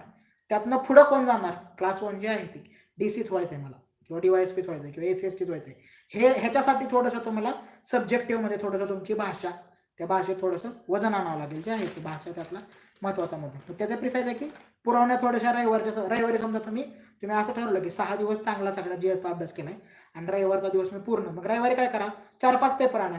दिव्य मराठी आणा, लोकसत्ता आणा, सकाळ आणा, महाराष्ट्र टाइम्स आणा, एक्सप्रेस आणा. एक्सप्रेसची पुरवणी महत्त्वाची ती वाचा. हिंदूची मॅगझिन जमली तर वाचा. इंग्लिशच्या एसेसाठी ते पण महत्त्वाचं आहे. एक ऑल इंडिया सेन्स येईल. त्यानंतर ह्या पुरवण्यांमध्ये दर रविवारी काहीतरी वेगवेगळं येत राहतं. सिनेमाबद्दल कोणतरी लिहितं, कुणी कथेबद्दल लिहितं, कुणी कवितेबद्दल लिहितं, कुणी जेंडरबद्दल लिहितं, कुणी एज्युकेशनबद्दल लिहितं, कुणी सामाजिक वंचित घटक आहे त्यातले काही लोक आहेत ते वेगवेगळ्या प्रकारे त्यांच्या समस्या मांडत असतात. मग ते कुठं आपल्याला वापरता येतं, प्रिसाइजली लोकेशन जे आहे ते. त्यामुळं आपलं जे लिखाण तुम्ही प्लरल मनुष्य पाहिजे एसे लिहिण्यासाठी जो आहे तो की तुमचं सांस्कृतिक संचित वाढवण्याचं तेच एक साधन आहे की रविवारी 6 पेपर आणले आणि दिवसभर फक्त पेपर वाचले असंही करू शकता. पण त्यासाठी अट काय आहे, 6 दिवस GSचा अभ्यास व्यवस्थित झालेला असला पाहिजे आणि त्यानंतर मग हे तुमचं भाषिक कौशल्य जे आहे ते आणि त्यासाठी मुद्दे आपण चर्चा केली पाहिजे. तर ही साधारणतः एसेची चर्चा होती. आपला दुसरा मुद्दा आजचा जो आहे तो थोडासा बघूया आणि आपली कंटिन्यू करूया. पुढचा मुद्दा काय आपला 15 मार्काला आपल्याला ट्रान्सलेशन आहे. मराठी टू इंग्लिश आणि इंग्लिश टू मराठी दोन्हीचे ट्रान्सलेशन आहेत ते. मग आपल्याला समजा आपण 13 आपण ॲनालिसिस केलं. 13ला काय विचारलं आहे English to Marathi, wisdom and love याबद्दल एक पॅराग्राफ आहे. 2014ला रशिया आणि क्रिमिया, रशियानं युक्रेनचा जो क्रिमिया हा भाग आहे त्याच्यावरती हल्ला करून तो आपल्या देशाला जोडलेला त्याचा पॅराग्राफ आहे. 2015ला थर्ड अँग्लो मराठा वॉर तो आपल्याला मराठीत करायला सांगितलं आहे. 16ला positive attitude and modern life त्याबाबतची काय चर्चा आहे की आधुनिक जीवनशैली आणि तुमचा सकारात्मक दृष्टिकोन.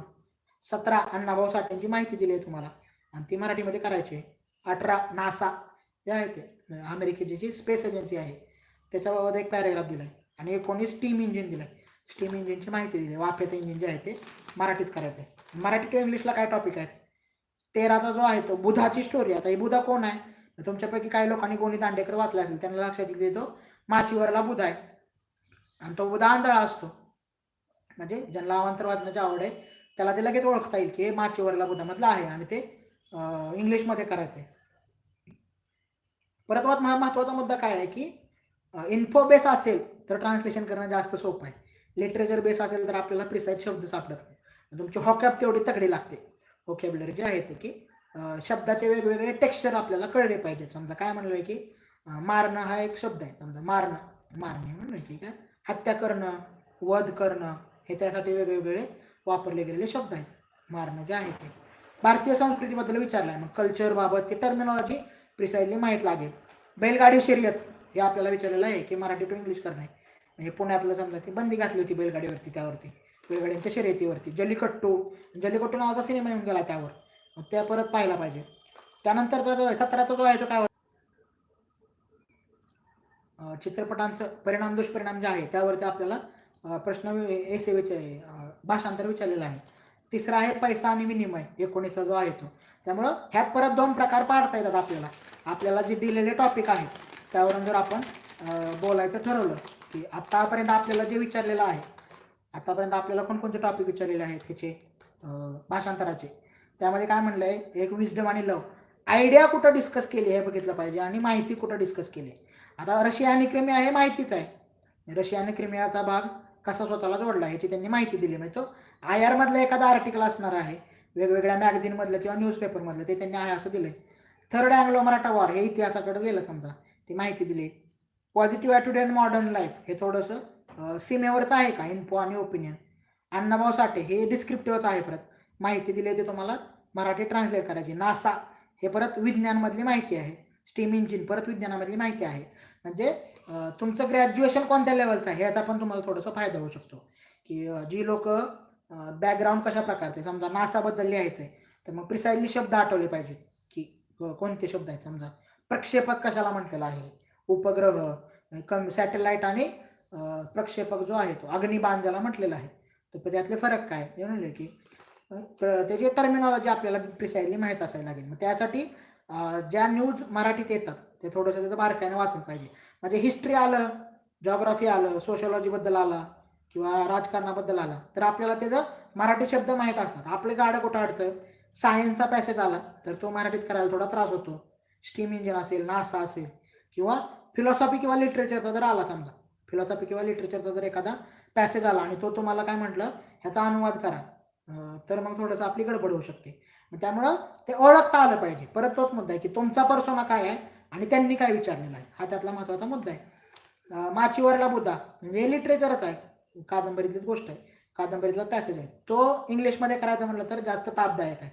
त्याच्या व्यतिरिक्त बैलगाडी शर्यत ही न्यूजपेपर हेच आहे, न्यूजपेपरचंच कटिंग होतं. हे बैलगाडा शर्यत जी आहे ती न्यूज आहे अशी तुम्ही इंग्लिशमध्ये करायला थोडंसं जास्त सोपं जाईल. मग हे वाढवण्यासाठी काय करायचं बाबा, आपली ट्रान्सलेशनचं जे स्किल आहे 15 मार्काला आहे, समजा 15-15 30 आहे. मग ह्यात काय तर एक आहे की आत्तापासून जरी सुरुवात केली तरी चालेल. समजा उद्या डे 1 आहे किंवा आज लेक्चर संपलं, आजचे न्यूजपेपर घ्यायचे 2, एक मराठी घ्यायचं एक इंग्लिश घ्यायचं आणि आजच्या न्यूजपेपरमधलं जे आर्टिकल आलेलं आहे कुठलं ऑपेड पेजवरचं जे असेल ते एडिटोरियलच्या पेजवरचं जे बाजूचे जे आहे ते इंग्लिशमध्ये समजा एक्सप्रेस वाचता तुम्ही किंवा हिंदू वाचता, त्यातला कुठलाही एक पॅरेग्राफ घ्यायचा आणि तो मराठीत ट्रान्सलेट करायचा, इंग्लिश हिंदू किंवा एक्सप्रेसमधला. आणि लोकसत्ता वाचताय, जनरली बरेच लोक लोकसत्ता वाचतात, काही लोक मटा वाचत असतील, तर त्यात जे आर्टिकल येतात वेगवेगळे संपादकीयच्या शेजारी अग्रलेख जे असतात त्या शेजारचं जे आर्टिकल आहे त्यातला एक पॅसेज घ्यायचा आणि तो इंग्लिशमध्ये करून बघायचा. म्हणजे हे डेली करायचं. फार तर किती याला जास्त नाही करायचं, एकच पॅरेग्राफ 150-200 शब्दाचा असेल तेवढाच, ह्यात जेवढी दिलं तेवढं साधारण केलं, पण हे डेली करायचं. आणि त्याची एक कंडिशन आहे काय, रोज वेगळा आर्टिकल निवडायचं. म्हणजे लोकसत्तामध्ये ज्याच प्रकारे येतं, आज अर्थकारणावर येतं, उद्या राजकारणावर येतं, परवा पर्यावरणावर येतं, चौथ्या दिवशी IR बद्दल काहीतरी येतं, 5व्या दिवशी दिल्लीमध्ये काय तर चाललंय त्याबद्दल येतं. त्यामुळं ती जरी तुम्ही स्टाईल फॉलो केली की रोज 100-200 शब्दाचा पॅरेग्राफ मराठीचा इंग्लिश करायचा आणि इंग्लिशचा मराठी करायचा, एक्सप्रेस किंवा हिंदूमधला किंवा इकडं लोकसत्ता मठामधला, किती 200 शब्दाचा, बस त्यापेक्षा जास्त नाही, 200 शब्दच त्यातलं. फक्त त्यात व्हेरिएशन ठेवायचं. आज समजा एखादी सायन्सची न्यूज आली समजा हिंदूमध्ये तर ती ट्रान्सलेट करून बघायची आणि त्याचे मराठी शब्द काढून ठेवायचे. समजा इकॉनॉमीबद्दल काहीतरी आलेलं आहे मराठीमध्ये, ते इंग्लिशमध्ये ट्रान्सलेट कसं करता येईल हे बघायचं. किंवा आय ही पुरवणी रविवारी येते, मग त्यात समजा लिटररी काही गोष्टी येतात, बुक रिव्ह्यू येतात, किंवा कल्चर आर्टबद्दल काहीतरी येतं, पेंटिंगबद्दल काहीतरी येतं, गाणं संगीत ह्याबद्दल काहीतरी येतं. त्यातला एक पॅरेग्राफ निवडला आणि तो इंग्लिशचा मराठी केला.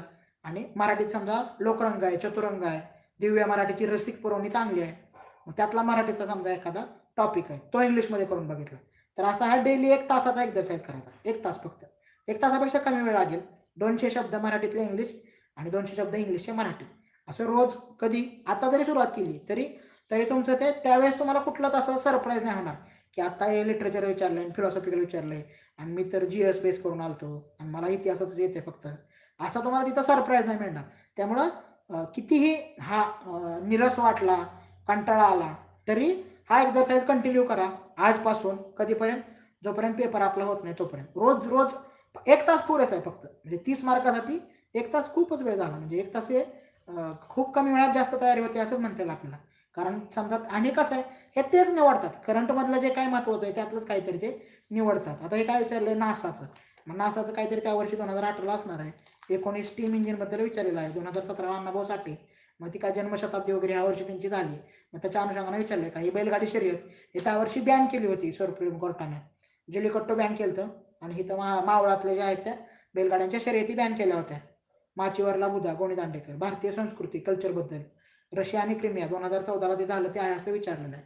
त्यामुळं करंटचा जेवढा तुम्हाला सेन्स येईल ते वाचन जेवढं तुमचं तगडं असेल आणि त्यातलं जर तुम्ही मी सांगतो तशी प्रॅक्टिस केली रोज, जास्त नाही 200 शब्द मराठीतले इंग्लिश, इंग्लिशचे मराठी एवढंच करायचं रोज, प्रयत्नपूर्वक रोज 1 तास त्यासाठी वेगळा ठेवायचा.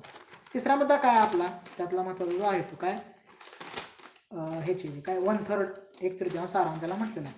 मग ह्यासाठी काय लागेल आपल्याला, 1/3 सारांशासाठी महत्त्वाचा जो मुद्दा आहे तो 1/3ला तुमचं आकलन आणि तुमचं होकॅब जे आहे ते,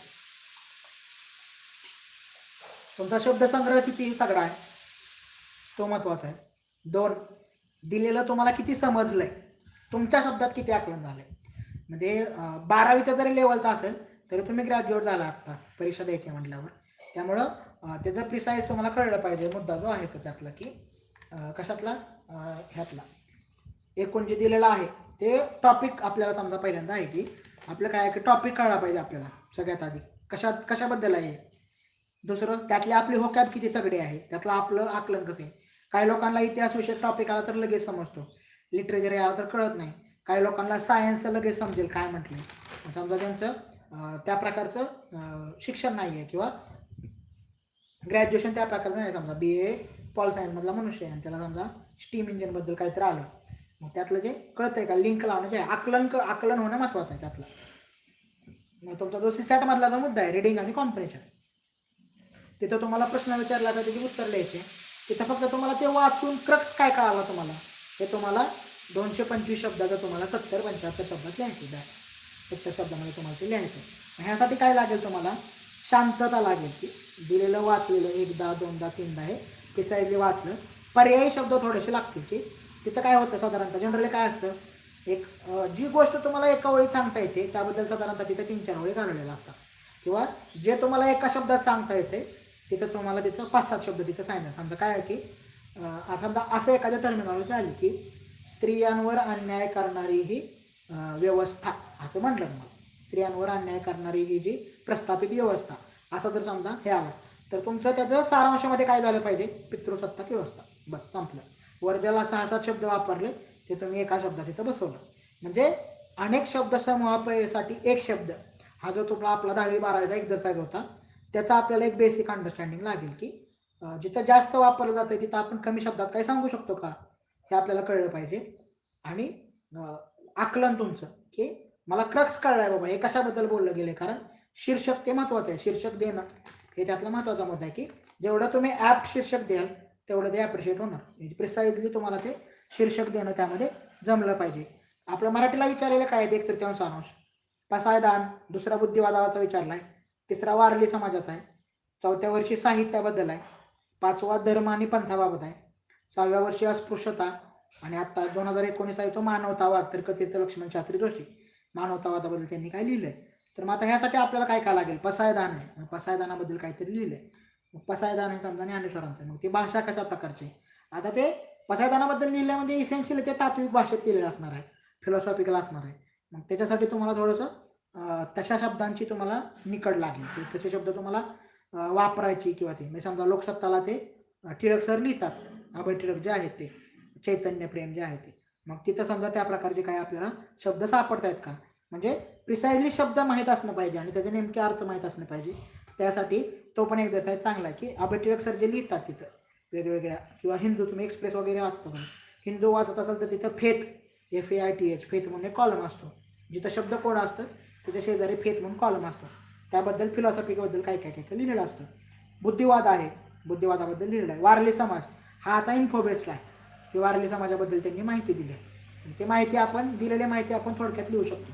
पण जिथं फिलॉसॉफिकल अंडरस्टँडिंग येईल, लिटररी अंडरस्टँडिंग येईल, तिथं तुम्हाला ते प्रिसाइजली काय लागेल, आकलन होणं महत्त्वाचं आहे की नेमकं काय म्हटलं आहे त्यामध्ये, त्याची थीम कळली पाहिजे.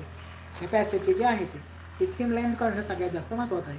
मानवतावाद, हे जे मानवतावाद हे शीर्षक काही लोकांनी दिलं असेल म्हणजे त्याची थीम काय नेमकी ते कळली पाहिजे. इंग्लिशला जे विचारले ते काय विचारले, जर्नलिझम, त्यानंतर Holy man God and king त्याची स्टोरी आहे, त्यानंतर सिसिलीचा जो राजा आहे त्याच्याबद्दल आहे, 4थ्या वर्षी एज्युकेशन, 5व्या वर्षी अर्थक्वेक, 6व्या वर्षी हिस्ट्री आणि माणसाचा इतिहास त्याबद्दल लिहिलं आहे. आणि 2019ला स्टुडंटबद्दल विचारलं आहे, स्टुडंटच्या ड्युटीज आणि स्टुडंट जे आहे ते.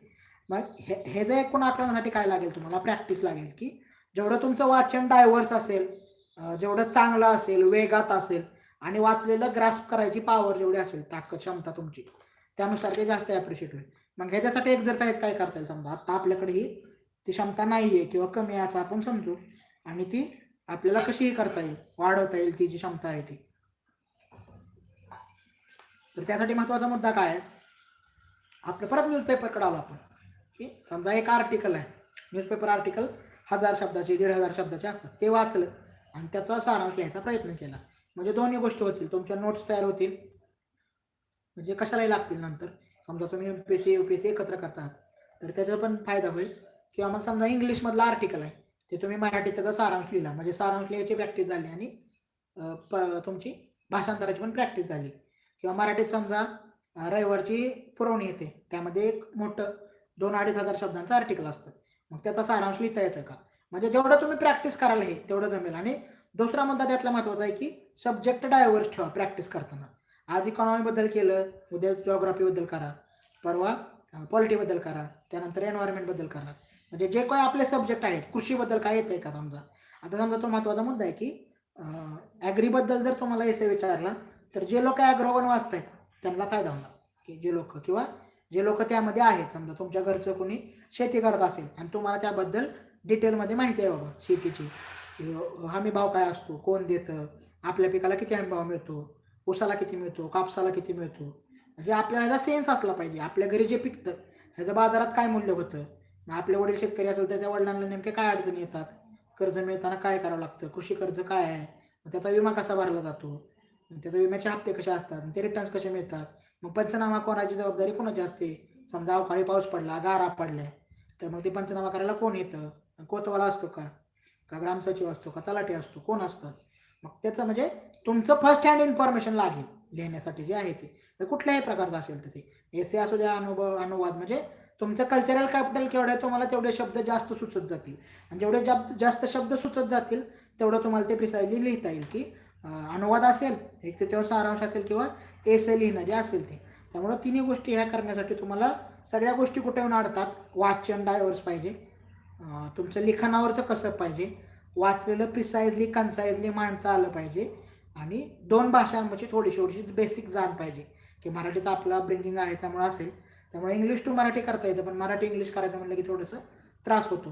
ज्यांचं इंग्लिश मिडियम आहे त्यांना ते थोडेसे एज मिळणार आहे, ते सब्जेक्टिव्हलीच काही गोष्टी वर्क होणार आहे. हे नक्की आहे की तुमच्या अगोदरचा पेपर जर चांगला असला तुमच्यापेक्षा तर तुम्हाला कमी मिळणार, वाईट असला तर तुम्हाला चांगलं मिळणार. जी गोष्ट तुमच्या हातात नाही ती सोडून द्या. तुमच्या हातात काय आहे, डेली न्यूजपेपर आहे, तो वाचला, त्यातलं एक आर्टिकल पकडलं, त्याचं भाषांतर केलं, त्याचा 1/3 सारांश लिहून काढला, आणि एसेसाठी दर 10 दिवस 8 दिवस समजा GSचा अभ्यास केला, 9वा दिवस आपण आपल्या स्वतःसाठी ठेवला, त्यातले 4-5 तास आपण सॅम्पल म्हणून मूवी बघितला, पुस्तक वाचलं, कथा, कादंबरी, वेबसिरीज, डॉक्युमेंटरी, जे तुम्हाला आवडते ते. तुमच्यापैकी काही लोक चित्रकार असतील तर मग चित्रकारांबद्दल लिहिणारे लोक खूपच आहेत. समजा माधुरी पुरंदर यांचं पिकासोचं चरित्र लिहिलं त्यांनी, मग त्यात थोडंसं बघा की तुमचं चित्रकलेतलं जे ज्ञान आहे ते तुम्हाला एसेत कसं कल्टिवेट करता येईल, पिकासोचं उदाहरण तुम्हाला वापरता येईल, असं करता येईल. समजा तुमच्यापैकी कोणी नृत्य करत असेल तर मग तुमच्या नृत्यातलं बेसिक थोडंसं माहिती करून घ्या की हा जॉनर कसा निर्माण झाला, तुम्ही करताय तो, त्याचं सैद्धांतिक अंडरस्टँडिंग काय, त्याची परंपरा कुठली, त्यातली महत्त्वाची लोकं कोण आहेत, भारतातली, भारताबाहेरची, महाराष्ट्रातली, त्यांचं काही लिखाण आहे का. तुमच्यापैकी कोणी एखादं वाद्य वाजवत असेल मग त्याचं एक बेसिक अंडरस्टँडिंग. तुमच्यापैकी काही लोकांना समजा खेळाची आवड असेल एखाद्याला, मग समजा काही लोकांना क्रिकेट आवडेल, काही लोकांना फुटबॉल आवडेल, मग त्याचं बेसिक अंडरस्टँडिंग माहीत पाहिजे की हा खेळ कसा इव्हॉल्व झाला, आत्ता त्याबद्दल काय लिहिलं जाते, जे काय तुमचे इंटरेस्ट असेल त्याबद्दल काय लिहिलं जातं हे लय महत्त्वाचं आहे. तसं तुम्हाला ते लिहिता येते का थोडंसं बघितलं पाहिजे, किंवा त्यातल्या अथॉरिटी कोण आहेत त्याबद्दल आपल्याला थोडंसं माहिती पाहिजे. की समजा पॉल सायन्स असेल तर पळशीकर सर काय लिहितात त्याबद्दल, किंवा पर्यावरण आहे, नदी संवर्धन आहे, परिणिता दांडेकर काय लिहितात, समाजशास्त्र आहे, इतिहास आहे, उमेश बागाडे सर त्याबद्दल काय लिहितात, किंवा इंग्लिशमध्ये लिहिणारे समजा आंतरराष्ट्रीय राजकारण आहे, सी राजामोहन काय लिहित आहेत, प्रताप भानू मेहता काय लिहित आहेत, सूरज इंगडे काय लिहित आहेत, कास्टबद्दल कोणी लिहिणार असेल तर. म्हणजे प्रिसाइजली माहीत पाहिजे. राजेश्वरी देशपांडे आहेत, पॉल सायन्सबद्दल लिहितात, त्या इकॉनॉमीबद्दल लिहिणारे वेगवेगळे लोक आहेत. म्हणजे त्यातल्या अथॉरिटी व्यक्तीचं लिखाण वाचणं, त्या लिखाणाचे आपले मुद्दे नोट्स काढणं, सारांश काढणं, आणि अनुवादाची प्रॅक्टिस डेली असली पाहिजे. परत एकदा आपण समजा आता आपण जे काही बोललो 1-1.5 तास त्याचा रिव्ह्यू घ्यायचा म्हटलं तर 2 गोष्टी होतील महत्त्वाच्या. एक, मी सगळं थोडक्यात रिवाईज करायचं म्हटलं की काय गोष्टी करायच्या आणि लिहायच्या. एक, पर्सन तुम्ही स्ट्रक्चरल आहात की स्पॉन्टेनियस आहात.